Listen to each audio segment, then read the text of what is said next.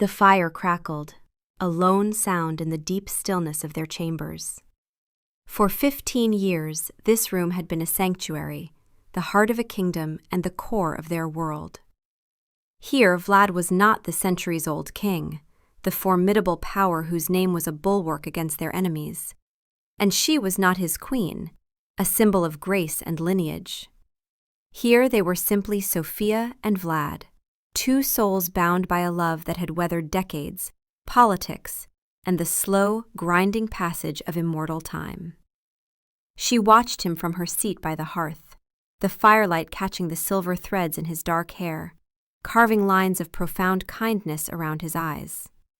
He was reading, his focus absolute, yet she knew a single word from her would bring his gaze, his entire being, to her instantly. That unwavering attention was one of the 1,000 things she loved about him. It was what had, over the course of 15 years, meticulously dismantled the walls around her heart. He had never pushed, never demanded the parts of her she kept locked away. He had simply been present, his love a patient, steady warmth, waiting for her to feel safe enough to step into the light. Tonight, she felt, was the night. The thought sent a tremor through her, a faint echo of an old, cold fear. She drew a breath, the air tasting of wood smoke and old stone. He felt the shift in her, his head lifting from the heavy tome in his lap. His eyes, the color of a twilight sky, found hers, and the world narrowed to the space between them. "Sophia?" His voice was low, a gentle rumble that had soothed her through countless nights. "There is something," she began, her own voice a fragile whisper. She cleared her throat, gathering the scattered fragments of her courage. "Something I have never told you, never told anyone." Instantly, the book was set aside. He moved from his chair to kneel before hers, taking her hands in his. His palms were warm and strong, a familiar, grounding pressure. He did not press, did not demand. He simply waited, his posture an embodiment of devotion. He was giving her the space to speak or to be silent, and he would honor either choice. It was this profound respect for her autonomy, that finally gave her the strength. "Before," she said, the words scraping her throat, "before I was turned, when I was still mortal." He nodded, his gaze unwavering. He knew this was a painful country for her to visit. Her human life had not been a happy one, a fact she had shared in brief, sorrowful sketches over the years. But she had never painted the full landscape of that sorrow. "I was young. A girl, really. At my family's country estate." The words came slowly, each one a stone she had to lift and carry into the light. "There was a nobleman, a guest of my father's. He was charming. Everyone thought so." She paused, her gaze drifting to the dancing flames, seeing not the fire but a face she had spent centuries trying to burn from her memory. "He cornered me in the library one evening. Everyone else was at dinner." The air in the room grew heavy, charged with the unspoken thing. Vlad's grip on her hands tightened, not with pressure, but with a supportive, anchoring weight. He said nothing, his silence a sacred vessel for her pain.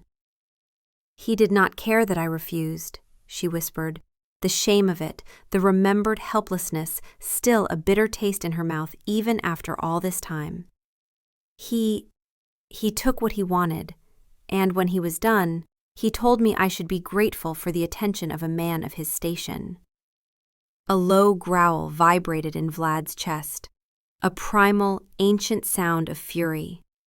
But his eyes, when she dared to meet them, held only a universe of sorrow for her. He was not angry at her or for his own wounded pride. He was broken for the girl she had been, for the pain she had carried alone for so long. "My father did not believe me," she continued, the final, desolate piece of the memory. "Or perhaps he chose not to.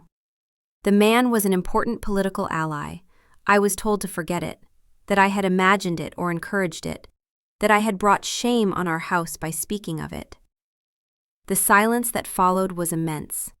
It held the weight of a young girl's stolen innocence, a father's betrayal, and the long, lonely centuries of carrying that wound. Nightmares had plagued her for decades, even after the change, phantom memories of a library smelling of leather and fear.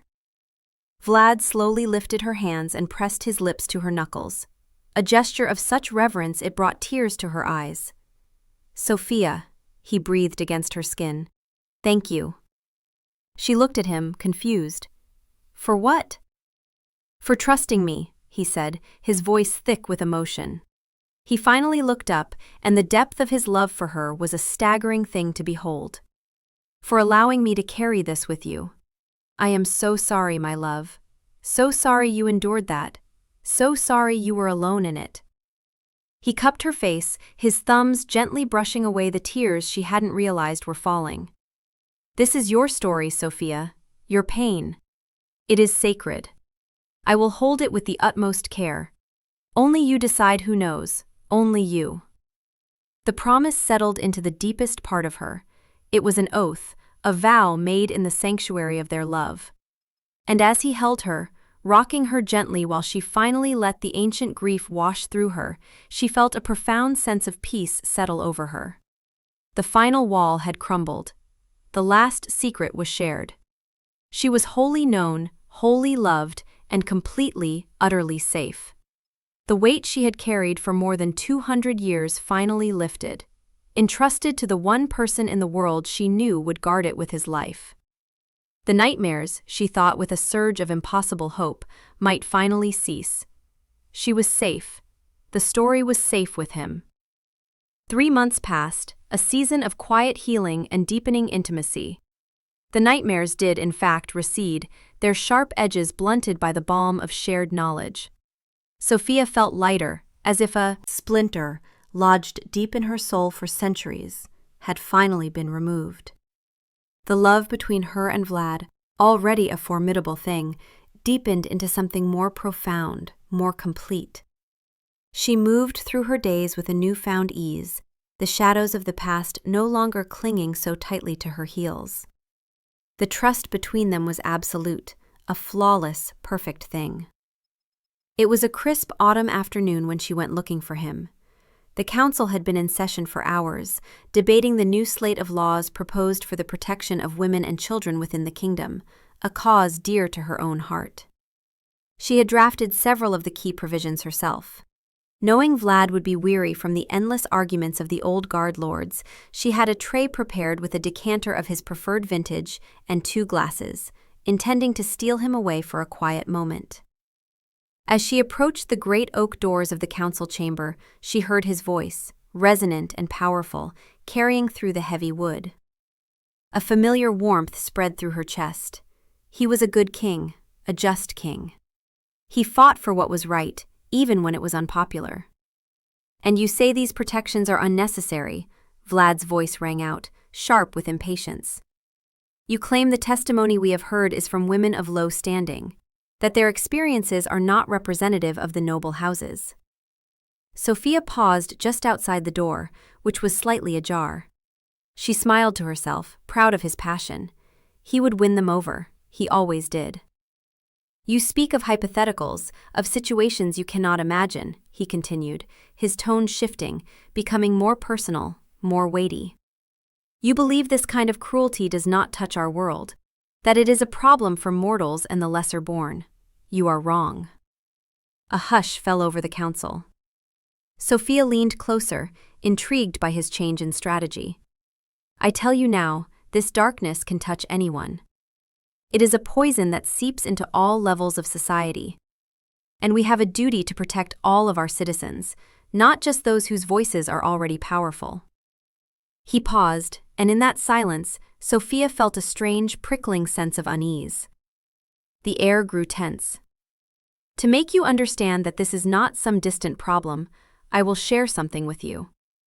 A truth that I hold in the deepest confidence." The unease coiled into a cold knot in her stomach. No, she thought, a frantic whisper in her mind. He wouldn't. My own wife, Vlad said, his voice ringing with righteous conviction, your queen, carries the scars of such a wound. Before she was granted the gift of immortality, she survived a terrible ordeal at the hands of a so-called nobleman. She knows the pain you dismiss. She understands the shame you ignore. Her experience is a testament to the urgent need for these laws. Can you look me in the eye and tell me her pain is not reason enough to act? The world stopped. The crystal decanter and 2 fine glasses slipped from Sophia's numb fingers. The sound of them shattering on the cold stone floor was an explosion in the sudden, absolute silence from within the chamber. It was a sound that echoed the shattering of something far more precious, far more fragile, inside her. Every head in the room turned. Dozens of pairs of eyes, curious, shocked, pitying, fixed on her, standing frozen in the doorway. She saw them all. Lord Valerius with his cruel smirk, old Duke Marius, his eyes wide with surprise, young Baron Constantine, his face a mask of discomfort. They were all looking at her, not as their queen, but as a specimen, a talking point, a piece of evidence, a victim. Her gaze found Vlad's. He stood at the head of the great table, his face a storm of conflicting emotions. He saw her. He saw the shattered glass at her feet, and in her eyes he finally saw the devastation. The dawning horror on his face was slow, a creeping tide of realization that came far, far too late. He had been so caught up in the righteousness of his cause, in the power of his argument, that he had never once considered the person at the heart of the story he was telling. He had taken her most sacred secret, the source of her deepest pain and vulnerability, the trust she had placed in him like a jewel, and he had thrown it onto the council table to be used as a political weapon. He had reduced her agony to a rhetorical device. The promise he had made, "This is your story, Sophia, only you decide who knows," mocked her from the ruins of their intimacy. She didn't scream. She didn't cry. The pain was too vast, too deep for such simple expressions. A cold, dead calm settled over her. She felt the eyes of the council on her, stripping her bare, and she felt the weight of Vlad's catastrophic mistake crushing the very air from her lungs. Without a word, without a single glance back at her husband, Sophia turned. She walked away from the shattered glass, from the silent council, from the man who had been her sanctuary and had just become her desecrator. Each step down the long, cold corridor was deliberate, precise. The portraits of his ancestors watched her pass, their painted eyes seeming to judge her, to pity her. The castle that had been her home for 15 years suddenly felt alien, a prison of shared memories that were now all tainted. The safety she had felt just that morning was a phantom, a lie. The trust, so painstakingly built over years, was not just broken, it was obliterated. Gone, as if it had never been. The silence in the council chamber was a living thing, thick and suffocating. Vlad stood frozen, his words still hanging in the air like a foul smoke. He stared at the empty doorway where Sophia had stood, the glittering shards of crystal on the flagstones the only evidence she had been there at all. The image of her face was burned into his mind, the shock, the disbelief, and then the utter, hollow devastation. It was a look he had never seen before, a look he knew would haunt him for the rest of his eternal life. Lord, Valerius cleared his throat, breaking the spell. Your Majesty, he began, his voice laced with a smug sort of concern. Perhaps we should adjourn for the day. Vlad's head snapped toward him, his eyes blazing with a fury so potent the Lord physically flinched. But the anger was a flimsy shield for the chasm of horror opening within him. He had done this. He, who had sworn to protect her, who had been honored by her trust, had inflicted this wound. Get out, he snarled, his voice a low, dangerous command. "All of you. Out." There was no argument. Chairs scraped against the floor as 24 of the most powerful men in the kingdom scrambled to obey, their eyes averted, eager to escape the suffocating tension of their king's catastrophic failure. They filed out silently, leaving Vlad alone in the cavernous room with the echo of his own words and the glittering ruin at the door. He moved toward the doorway, his legs feeling heavy, leaden. He knelt, his fingers hovering over the shards of glass. This was what he had done. He had taken something beautiful and whole, her trust, and smashed it into unrecognizable pieces. "I was trying to help," a weak, defensive voice whispered in his mind. "It was for a good cause. They needed to understand." The justifications felt like ashes in his mouth. What good was a law if its foundation was built on the desecration of his wife's soul? He ran. Through the corridors, past stunned guards and servants who flattened themselves against the walls at the sight of his face. He burst into their chambers, the room where she had gifted him her trust, and the sight that met him stopped his heart. Sophia was standing by the large wardrobe, her movements calm and methodical. She was folding a cloak, placing it carefully into a traveling trunk that lay open on the bed. Another, larger trunk was already packed and latched beside it. The room, their sanctuary, felt cold, stripped of all its warmth. "Sophia," he breathed, his voice ragged. She didn't look at him. She continued her task, her focus absolute, as if he were nothing more than a piece of furniture. He took a step toward her. "My love, please, let me explain." "Explain what?" she asked, her voice devoid of all emotion.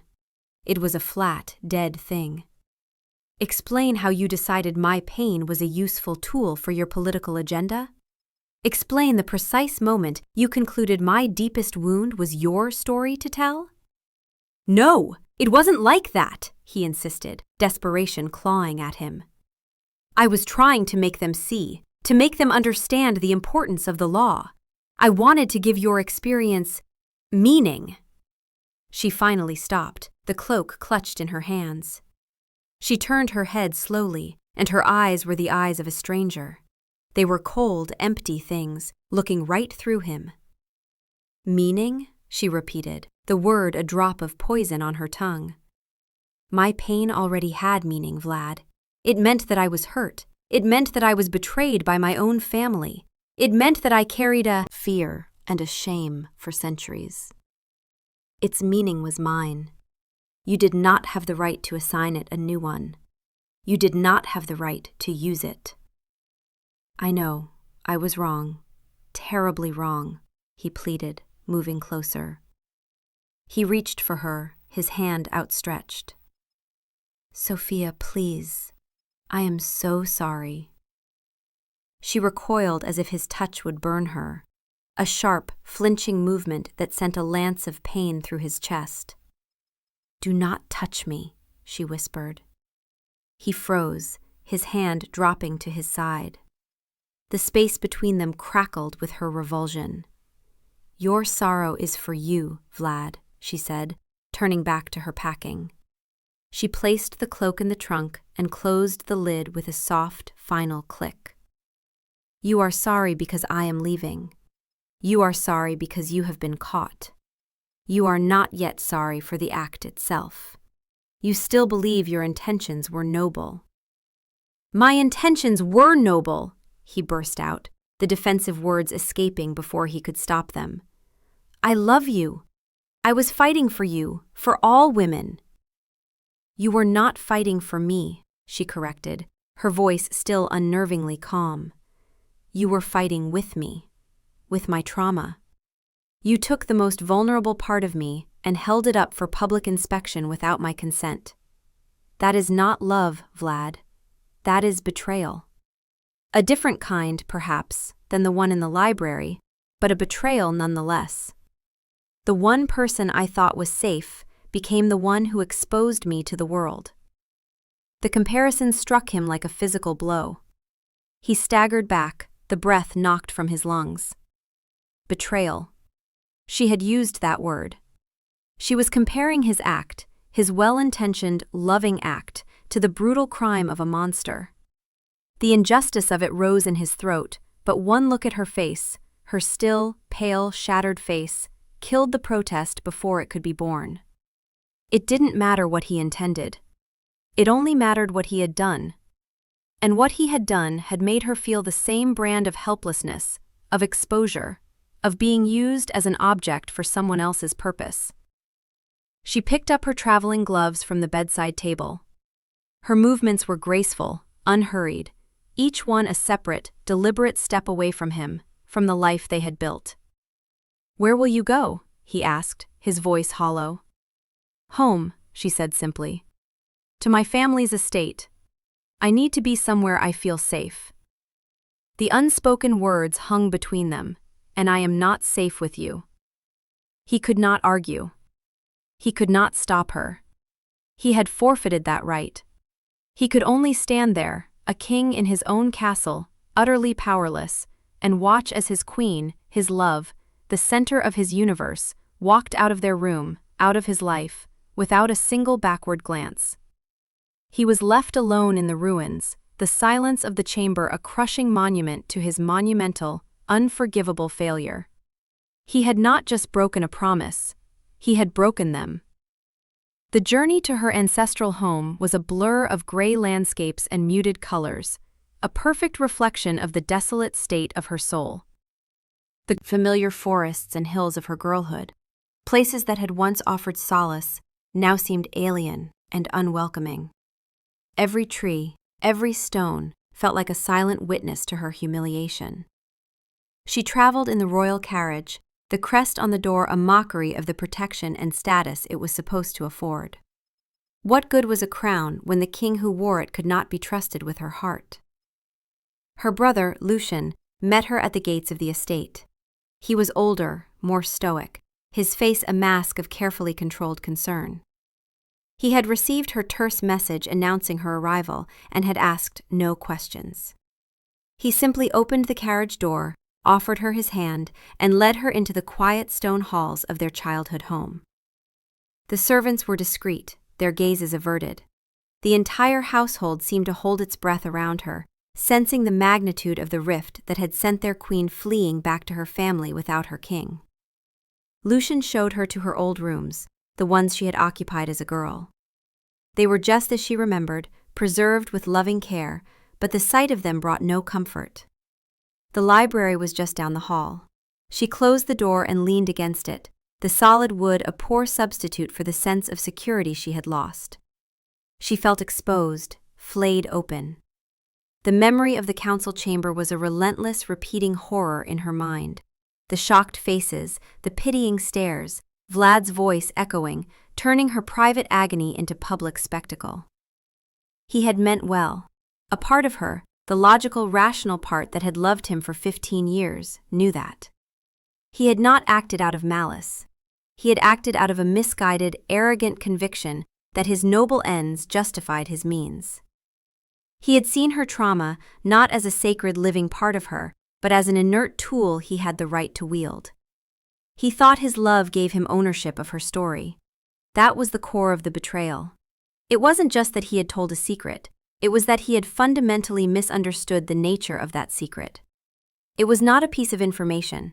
It was a wound, and he had pressed on it, hard, in front of an audience, believing the pain he caused was for a greater good. Days bled into a week. She spoke little, ate nothing. She walked the sprawling gardens where she had once played as a mortal child, the autumn leaves crunching under her feet like brittle, broken promises. She would trace the patterns of the frost on the stone benches, feeling their coldness seep into her. This was what she felt inside, frozen, numb. The vibrant tapestry of her love for Vlad had been bleached of all color, leaving only the stark, gray threads of his betrayal. She relived the moment she had told him, the warmth of the fire, the feeling of absolute safety in his presence. Had it all been an illusion? Had she misread him so completely? For 15 years, she had believed he saw her, truly saw her as his equal. But in that council chamber, he had revealed a deeper, unexamined assumption of his own authority. He was the king. He made decisions for the good of the realm, and he had decided that her story was a resource that belonged, ultimately, to him, to be deployed as he saw fit. The old trauma felt fresh again, not because she was reliving the physical act, but because she was reliving the helplessness, the feeling of her own narrative being stolen from her. The nobleman had taken her body, her father had taken her voice, and Vlad, her beloved Vlad, had taken her story.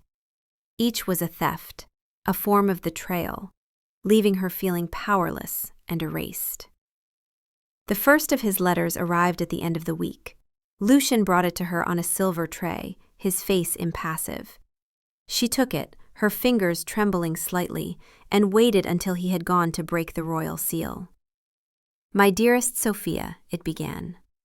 "The castle is a tomb without you. I cannot eat, I cannot sleep. I was a fool. I know I hurt you, and for that I am more sorry than words can ever express. Please, my love, come home. Let me make it right. I cannot bear this silence between us." She read the words, and a bitter, hollow ache filled her chest. It was just as she had suspected. His letter was all about him, his pain, his emptiness, his need.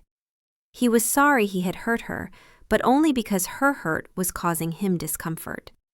He spoke of his love, his remorse, but he demonstrated no understanding of the fundamental principle he had broken. He saw the problem as a broken connection that needed fixing, not a foundational transgression that needed understanding. She did not burn the letter. She simply folded it and placed it in an empty drawer. It required no answer. Her silence, she knew, was the only answer he might, eventually, be able to hear. The castle was a hollow shell. Every room echoed with Sophia's absence. Vlad walked the halls like a ghost, the weight of his guilt a physical shroud.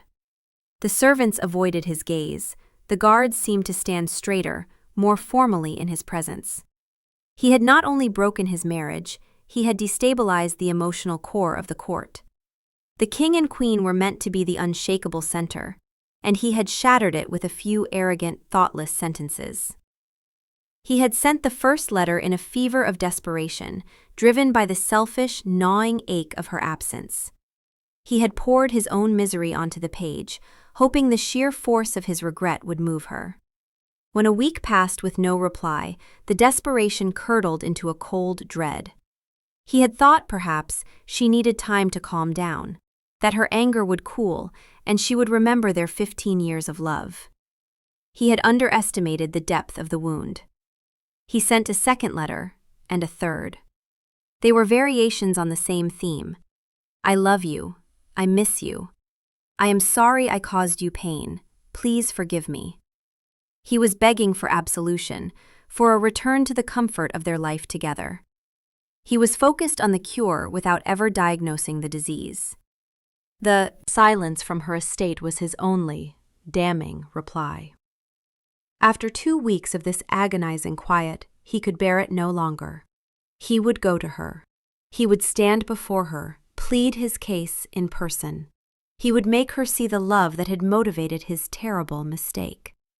He rode out at dawn, alone, pushing his mount hard, as if his speed could outrun the self-recrimination that pursued him. He arrived at the gates of her family's estate as dusk was settling. The air was cold, the sky bruised with purple and orange. He announced himself to the guards, his voice as king accustomed to immediate obedience. But the gates remained closed. After a long wait, it was not Sophia who emerged, but her brother, Lucian. He approached the gate alone, his expression polite but unyielding. "Your Majesty," Lucian said, his bow correct but lacking its usual warmth. "Lucian, I have come to see my wife," Vlad said, his voice tight. "I am afraid that is not possible," Lucian replied, his tone even. "The Queen is not receiving visitors." Vlad felt a surge of royal impatience. "I am not a visitor. I am her husband. Open the gate." Lucian's gaze did not waver. "With all due respect, Your Majesty, you forfeited the rights of a husband when you betrayed the trust of your wife. In this house, she is not the queen, and you are not the king. She is my sister, and she is under my protection. She has asked not to be disturbed." The words struck Vlad with the force of a physical blow. Under my protection. The implication was clear. She needed protection from him. He, Vlad, the warrior king who had defended his realm for centuries, was now the threat from which his own wife needed to be shielded. The sheer, damning truth of it stole the breath from his lungs. He was the king, but here, at this gate, his power meant nothing. He had no authority over a broken heart. He stared at Lucian, seeing not the political ally, not the brother of his queen, but the guardian of the sanctuary he had desecrated. He saw the judgment in the man's eyes, and for the first time, he felt truly powerless.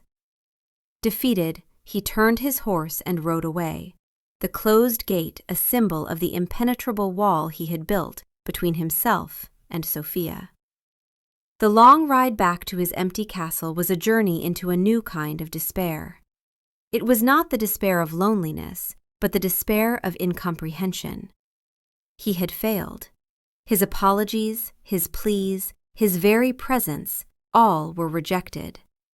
He was trying to repair a breach with tools that were utterly inadequate.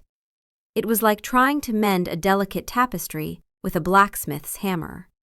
He was only making it worse.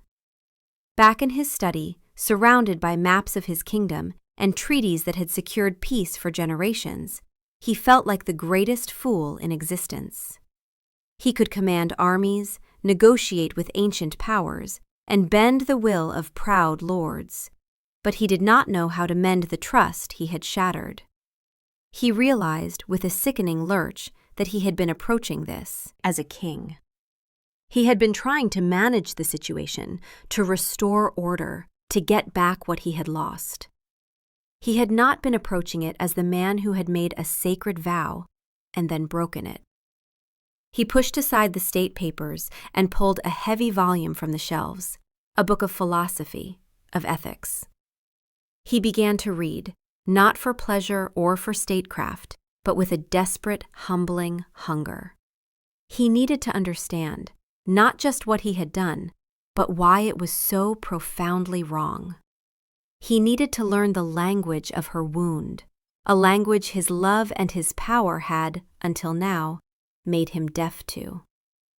He had to stop trying to fix her pain and start the long, arduous work of understanding it.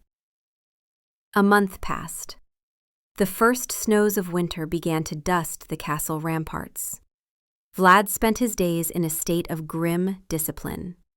He ran the kingdom, held his councils, and met with his ministers, his face an impassive mask that betrayed none of the turmoil within.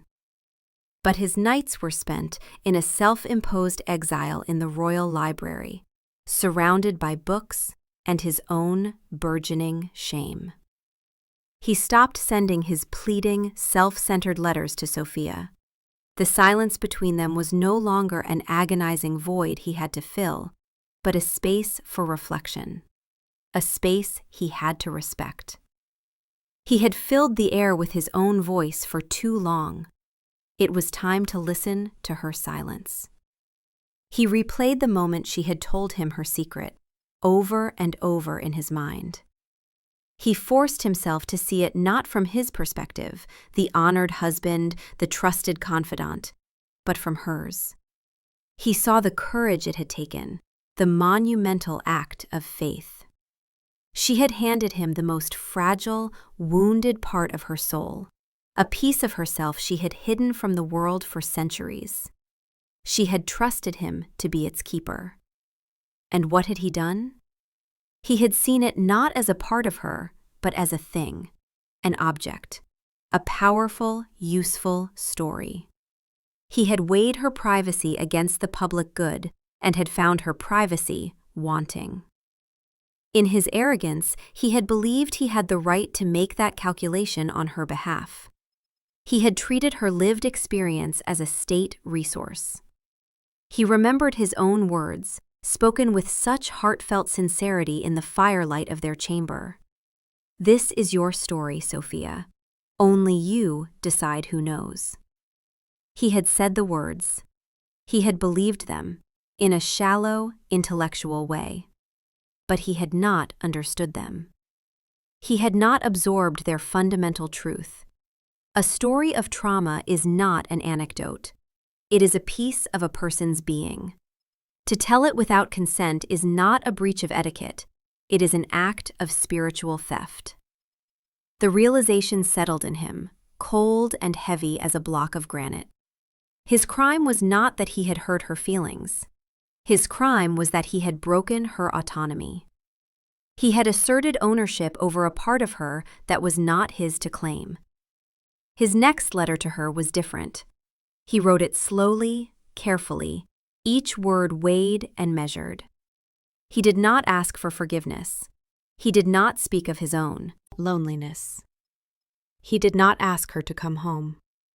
"Sophia," he wrote, "I am writing not to ask anything of you, but to offer an acknowledgement of my transgression. I have spent this past month in reflection, and I have begun to understand the true nature of my failure. When you shared your story with me, you gave me a sacred trust. I failed to be worthy of it. I treated your experience as something I could use, even for a cause I believed was noble. I was wrong. It was never mine to use. It was never mine to share. It was, and is, and always will be, yours alone. I broke my promise to you, but my failure was deeper than that. I failed to understand what that promise meant. I failed to see that your autonomy over your own past is absolute.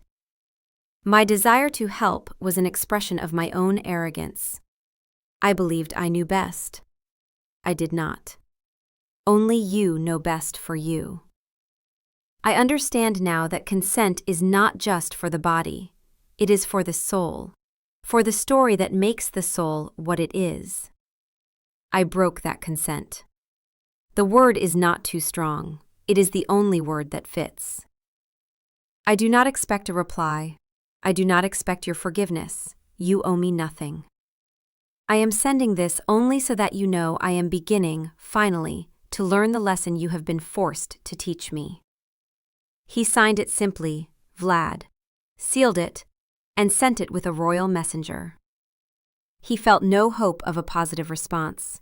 He felt only the grim, quiet satisfaction of having finally articulated the correct nature of his crime.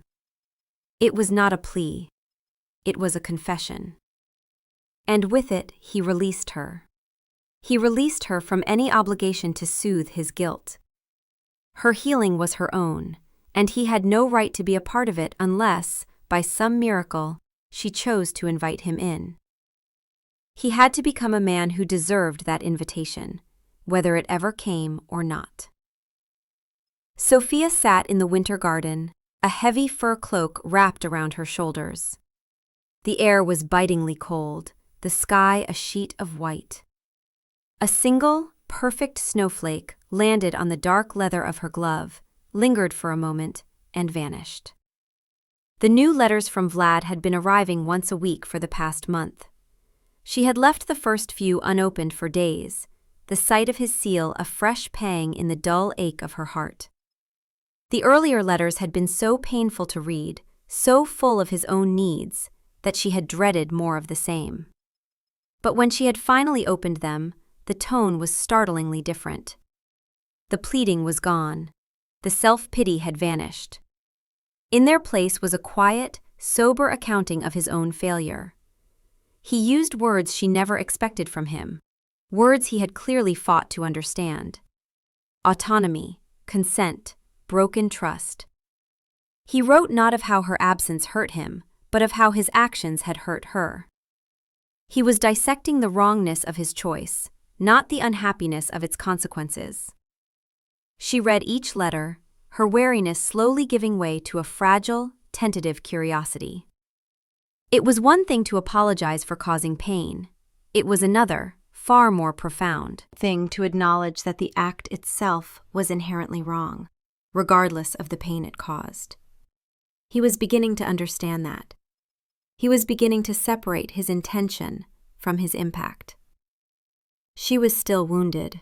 The feeling of safety was a distant memory, a phantom limb that ached with its own absence. The thought of facing the royal court, of seeing those pitying, knowing eyes, still made her feel physically ill. She could not imagine returning to the castle, to their chambers, to the life that had been so thoroughly shattered. But the icy shield around her heart, the one that had frozen her emotions into a solid block of grief and betrayal, was beginning to show the faintest of cracks. He was learning. He was trying. After reading his fourth letter, the one in which he confessed to breaking her consent over her own story, she found herself walking to the estate's library, the room she had avoided for months. She ran her fingers over the spines of the old books, the scent of leather and aging paper a familiar comfort. She pulled out a slim volume of poetry, one she and Vlad had read together years ago, during a rare, peaceful winter. She found the passage she was looking for. It was not about love or forgiveness or sorrow. It was about the wisdom of silence, the power of listening, and the way true understanding grows not from speaking, but from attending to what is not said. She did not write a single word in reply. She simply had the book wrapped and sent to him. It was not an invitation to speak further. It was not an offer of forgiveness. It was a test, a curriculum. He said he was learning. This was the next lesson. Stop talking. Stop explaining. Stop centering your own voice. Listen. Watch. Learn from what is done, not from what is said. It was a fragile, dangerous gesture, this small opening. It was a risk. But for the first time in a month, it felt like a risk worth taking. She was not ready to trust him, not by a long measure. But she was, perhaps, ready to see if he could truly become a man worthy of that trust. The book arrived without a note. Vlad unwrapped it, his heart hammering against his ribs. He recognized the worn leather cover instantly.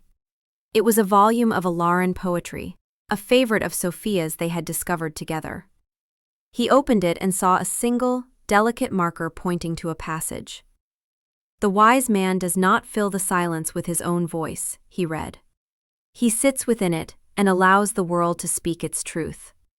He learns more from the whisper of the wind than the roar of the orator. He understands that presence is a question, not a statement." He read the lines again, and then a third time. The message was unmistakable, clear, devastatingly precise. Stop talking, listen. It was not forgiveness. It was not an invitation. It was an instruction. And it was the first sign of contact she had initiated in over 2 months. It was a sliver of hope so thin and fragile he was almost afraid to breathe on it. He understood. His words, his letters, his apologies. They were all, in their own way, a form of noise. They were his attempts to control the narrative, to explain his remorse, to shape her response. He had to stop. He had to demonstrate his understanding not through words, but through deeds. He had to let his actions speak for him, into the silence she had commanded. He began a new project, one he funded entirely from his personal coffers, keeping it separate from the crown's treasury. He purchased a large, secluded estate on the coast, miles from the capital. He worked with architects and healers, designing a place of refuge, a sanctuary for survivors of hardship.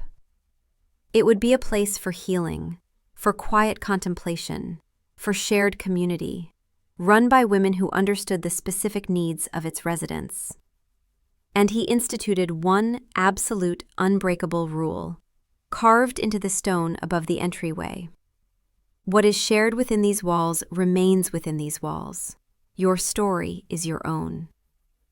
He oversaw the project himself, traveling to the site, ensuring every detail was perfect. He did not announce it. He did not seek praise for it. He did not even tell Sophia he was doing it. He simply built it. It was his penance. It was his proof. He was creating a physical space dedicated to the principle he had so grievously broken. He was building a place where stories could be safe, because he had failed to be that place for the person who mattered most in the world. He was learning to be a guardian, not a user, of sacred things. And he could only pray that, in the silence, his actions were speaking for him. 4 months to the day after she had left the castle, a royal messenger arrived at Sophia's estate. He did not carry a letter. He carried a single, simple message from the king, dictated to a scribe. He has asked me to tell you that the sanctuary at Silverwood is complete. He will not be there. He says it is not for him. He only wished you to know that it exists.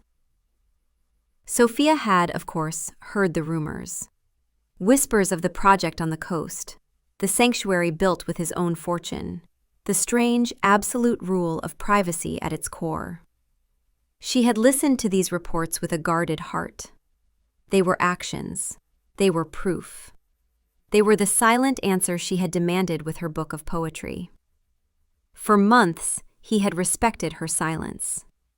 He had not written, had not visited. He had simply worked, building a testament to his new understanding. Now, this. A simple message. He only wished you to know that it exists. He wasn't asking her to see it. He wasn't asking for credit. He was simply reporting the fact, like a steward reporting to his lady. She sent a message back, her hand surprisingly steady as she wrote the words. Meet me at the old abbey at sunset tomorrow. It was neutral ground, a place that belonged to neither of them, a ruin that stood halfway between the capital and her family home. It was a place of quiet history, of things that had crumbled but still endured. The next evening, as the sun bled orange and purple across the snow-covered fields, Vlad stood by the crumbling stone wall of the abbey. He was alone, having ridden out without his usual guard. His heart, a thing that had beat steadily through battles and betrayals for centuries, was a frantic drum against his ribs. He had not seen her in 122 days. An eternity. He saw her approaching, a solitary figure against the snow, her dark cloak stark against the white. She moved with her usual grace, but there was a new deliberation in her step, a strength that had been forged in the fire of her grief. The distance between them as she drew near felt like a vast, uncharted ocean. She stopped about 10 feet from him. She said nothing. She simply watched him, her eyes searching his face, looking for the truth of the last 4 months. He saw the caution in her gaze, the lingering shadow of her pain. He remembered her lesson. He did not speak. He did not try to fill the silence with his justifications or apologies. He stood within it, as the poem instructed, and allowed the world, allowed her, to speak its truth. He made his presence a question, not a statement. Have I changed? Can you see it? The silence stretched, thick with the weight of everything broken and everything unsaid. Finally she spoke, her voice clear and calm in the cold air. Why did you build it? The sanctuary. He had rehearsed 100 answers to 100 questions, but he threw them all away. He gave her only the simple, unadorned truth he had discovered in the long, lonely nights of his penance. Because I learned that safety is not a gift a king bestows upon his people, he said, his voice quiet, stripped of all royal authority. It is a fundamental right they deserve. And I learned that the foundation of all safety is privacy, the right to own your own thoughts, your own past, your own story. He met her gaze, holding it steadily. I built a place where stories could be safe, because I had failed to be that place for you. It was an act of repair, not for us. For the principle I broke. She listened, her expression unreadable.